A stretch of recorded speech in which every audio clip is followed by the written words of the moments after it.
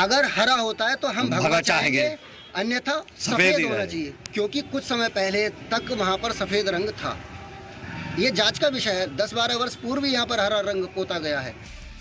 अपनी इस मांग को लेकर हिंदू फरीक संबल डीएम के पास पहुंचा और मेमोरेंडम सौंपा कि जब विवादित जामा मस्जिद एएसआई के तहफ्फुज में है तो इसे हरे रंग से रंगने की जरूरत क्यों है? क्यों ना हिंदू फरीक का भी इस पर हक मानते हुए इसे भगवा रंग में रंग दिया जाए। हिंदू फरीक की ये दलील है कि पहले इस विवादित जामा मस्जिद का रंग सफेद हुआ करता था, लेकिन पिछले कुछ साल से इसे हरा कर दिया गया।